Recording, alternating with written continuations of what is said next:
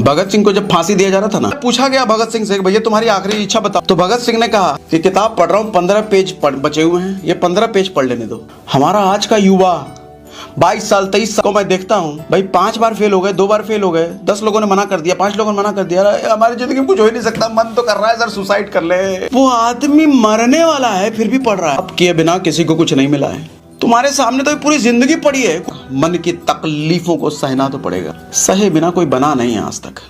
अब ध्यान से सुनो, सहन शक्ति का ना होना। भगत सिंह को जब फांसी दिया जा रहा था ना, तो पूरा माहौल तो खराब था उस वक्त। इनको तो लग गया था कि भैया आतंक वतंक करेंगे ये लोग, भगत सिंह को तोड़ फाड़ करके लेके जाएंगे। तो उन्होंने डिसाइड कर दिया था कि एक दिन पहले इसको फांसी दे देते हैं। तो एक दिन पहले ही सुबह 4 बजे टाइम तय हुआ कि फांसी दिया जाएगा। तो इनसे जब पूछा गया भगत सिंह से भैया तुम्हारी आखिरी इच्छा बताओ, तो भगत सिंह ने कहा कि किताब पढ़ रहा हूँ, 15 पेज बचे हुए हैं, ये 15 पेज पढ़ लेने दो। माय गॉड, समझो जरा, आदमी को फांसी दी जा रही है, मरने वाला है आदमी, उससे आखिरी विश पूछी जा रही, कह रहा है 15 पेज पढ़े बचे हुए, जरा 15 पेज पढ़ने दो। हमारा आज का युवा 22 साल 23 साल के लौंडे को मैं देखता हूं भाई, 5 बार फेल हो गए, 2 बार फेल हो गए, 10 लोगों ने मना कर दिया, 5 लोगों ने मना कर दिया, हमारी जिंदगी में कुछ हो ही नहीं सकता, मन तो कर रहा है सर सुसाइड कर ले। अरे भाई, वो आदमी मरने वाला है फिर भी पढ़ रहा है। तुम्हारे सामने तो पूरी जिंदगी पड़ी है, कुछ हुआ भी नहीं है, 4 लोगों ने ना बोला है, इसी में मन कर रहा है सुसाइड कर ले। तुमको तो कर ही लेना चाहिए सुसाइड, तुमको जीने का कोई हक ही नहीं है। इतना कमजोर मानसिकता वाला आदमी क्या करेगा जी करके? तुम तो बोझ ही हो अपने माँ बाप पर भी, माँ बाप ने गलती कर दी तुमको पैदा करके, इतना कमजोर मानसिकता। अरे वो लड़ फिर करके मरने जा रहा है, फिर भी उसका मनोबल देखो, घबराया नहीं है कि मुझे छोड़ दो, मुझे थोड़ा 2-3 घंटा और जीने दो, मुझे 2-3 महीने का और टाइम दे दो। हाँ तो कुछ रहा है, फांसी देगा, दे दो जरा, पढ़ने दो, किताब पढ़ रहा हूँ, 15 पेज और बचे, पढ़ लूँ, उसके बाद दे देना फांसी। आराम से चढ़ गए फांसी पर, क्या बिगड़ ले। माँ ने बोला था शादी कर लो भगत सिंह को, तो माँ को क्या जवाब दिया मालूम?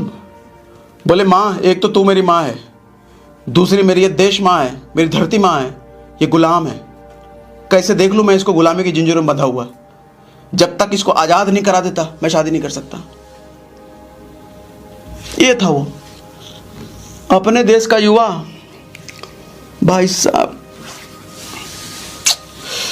ओहो,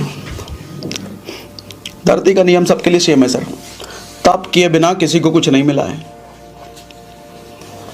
किसी को कुछ नहीं मिला है। सहना तो पड़ेगा, हार के चमेट को सहना तो पड़ेगा, बार बार गिरने को सहना तो पड़ेगा, बार बार रिजेक्शन को सहना तो पड़ेगा, मन की तकलीफों को सहना तो पड़ेगा।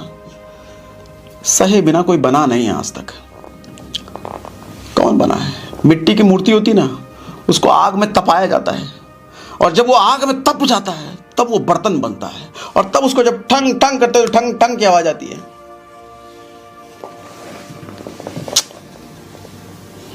सूरज की तरह चमकना चाहते हो लेकिन जलने के लिए तैयारी नहीं हो, कहां से करोगे? तपना तो पड़ेगा दोस्त, सहना तो पड़ेगा, बार बार सहना पड़ेगा। कंफर्ट, नेक्स्ट है कंफर्ट।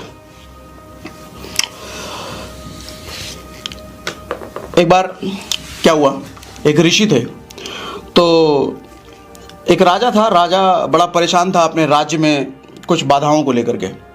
तो उस ऋषि ने उसको समाधान बता दिया कि तू ये कर ले, तेरी सारी बाधाएं दूर हो जाएंगी। तो राजा ने वैसे वैसे किया, उसकी सारी बाधाएं खत्म हो गई।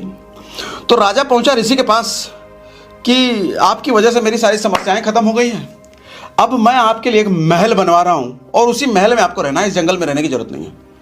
मना कर दिया ऋषि ने, बोले कि महल तो तेरे लिए है, महल में मैं नहीं रह सकता। पूछे क्यों? बोले महल में अगर मैं रहने लग गया तो मेरा शरीर कमजोर हो जाएगा। मुझे यानी कि ऋषियों का शरीर ऐसा होना चाहिए जो सर्दी गर्मी बरसात किसी भी मौसम को वो झेल पाए, शरीर इतना मजबूत होना चाहिए, और मन इतना चट्टान की तरह होना चाहिए कि महल का लुभावना वातावरण हो या कोई भी चीज लुभावनी चीज हो उसको अट्रैक्ट ना कर पाए।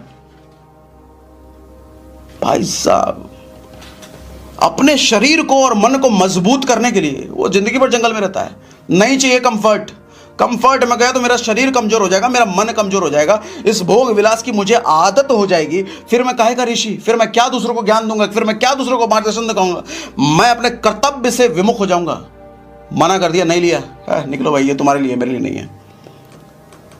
कंफर्ट हमारे यहां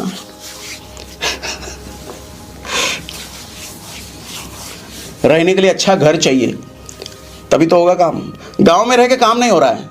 क्यों? गांव में गर्मी बहुत पड़ रही है ना। बाहर निकलूंगा, बाहर निकलने के लिए साधन नहीं है, साइकिल पर जाना पड़ता है। बाइक वाइक होती तो शहर में शिफ्ट होऊंगा तो काम हो जाएगा। अरे भाई साहब, तपस्या फिर तपस्या।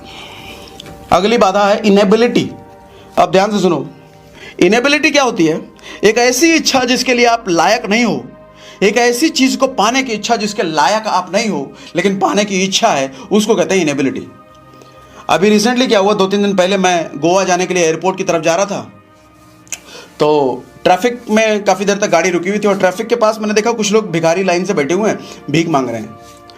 उसमें से एक भिखारी को मैंने देखा कि वो बड़ा ऊपर से नीचे तक फिटफाट था, उसका पैर हाथ सब कुछ फिटफाट था, और बाकी जो 3-4 लोग थे वो लोग किसी का हाथ किसी का पैर, कुछ ना कुछ दिक्कत थी। तो मैं देख क्या रहा था, जो आता जाता आदमी है उस फिटफाट वाले आदमी को कुछ नहीं दे रहा, इधर उधर वाले को, बाकी लोगों को दे रहा है। और मैं नीचे जब पैसा उसे देख रहा हूं तो उसके पास भी ज़्यादा ही है जो इनेबल है, मतलब जिसका हाथ पैर में कुछ ना कुछ दिक्कत है। जो फिटफाट है उसका कटोरा खाली है, उसको कोई कुछ दे ही नहीं रहा। मैं समझ गया भाई साहब, क्या मतलब समझ में आता है? भिखारी को भी मांगने से वो नहीं मिलता जो वो डिजर्व नहीं करता। भिखारी को भी वो नहीं मिलता मांगने से जो वो डिजर्व नहीं करता। उसी भिखारी को पैसा मिल रहा है, उसी भिखारी को भीख मिल रहा है जो विकलांग अपंग है, जो डिसेबल है, जो फिटफाट है, जो लायक है, जो सब कुछ ठीक ठाक है, उसको भीख तक नहीं मिल रहा। जब भिखारी को भी भीख नहीं मिलती बिना लायक बने, आपको कामयाबी कहां से मिल जाएगी बिना लायक बने? कहां से बन जाओगे? कहां से कामयाब हो जाओगे? कहां से सफल बन जाओगे? बिना लायक बने। ये जो मांगते हो ना कि मुझे 1 लाख का पे आउट, 2 लाख का पे आउट, 5 लाख का पे आउट हो जाए, लायक भिखारी को भीख तक नहीं मिल रही। मैं उस दिन, मेरा दिमाग चकरा गया देख करके। मैं देखा भिखारी को भीख तक नहीं मिल रही और लोग यहां कमरे में बैठ करके इच्छा करते हैं कि सब प्रोस्पेक्ट मेरे घर पे आ करके ज्वाइनिंग हो जाए, मेरा सेल हो जाए। बोलना आता है, कन्विक्शन है क्या? प्रोडक्ट पे कन्विक्शन है, अपने बिजनेस की समझ है, लोगों से बात कैसे करते हैं सीखा क्या? डेली ट्रेनिंग में बैठते हो क्या? नहीं। और चाहिए सब कुछ।